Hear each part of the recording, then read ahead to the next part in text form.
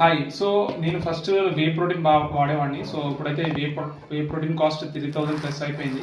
So నేను దాన్ని skip చేసి నెక్స్ట్ తక్కువ బడ్జెట్లో నేను పీ ప్రోటీన్కి వెళ్ళాను. సో నాకు ఇది పీ ప్రోటీన్ ఐసోలేట్.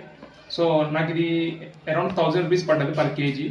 బట్ ఇది యూస్ చేసిన తర్వాత నాకు టేస్ట్ అందరికీ తెలిసిందే అన్కంఫర్టబుల్గా ఉంటుంది, చాలా అన్కంఫర్టబుల్గా ఉంటుంది. బట్ కొంచెం అలవాటు చేసుకునే వాళ్ళకి ఇట్స్ ఓకే. బట్ నేను ఏం చేశానంటే కొంచెం స్వీట్నర్, ఆర్టిఫిషియల్ స్వీట్నర్ యాడ్ చేద్దామని స్టీవియాస్ కొన్నాను. సో ఎప్పుడైతే 1 స్కూప్ వేసుకుంటానో అప్పుడు దాంట్లో ఒక two sachets of this stevia వేసుకొని తాగుదామని ట్రై చేశా. బట్ స్టిల్ ఇది ప్రాక్టికల్గా అంతగా స్వీట్ బాగానే ఉంది, బట్ రెగ్యులర్గా అంత ఫీజిబుల్ కాదని చెప్పేసి తర్వాత నేను ఏం చేశాను, ఇంక ఇది వద్దులే అని చెప్పేసి ఇది చాక్లెట్ పీ ప్రోటీన్ది చాక్లెట్ ఆర్డర్ చేశాను. ఇది అరౌండ్ 1350 రూపీస్ పట్టింది. సో ఇది చాలా బాగుంది టేస్ట్.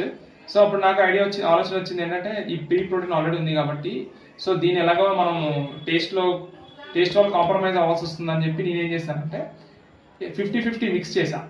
50-50 మిక్స్ చేయడం వల్ల నేను ఇప్పుడు బోత్ ఈ ప్రోటీన్ కూడా నేను మిక్స్ చేసింది కాబట్టి చాక్లెట్ ప్లస్ రా మిక్స్ చేసడం వల్ల టేస్ట్లో అయితే బాగుంది, వండర్ఫుల్.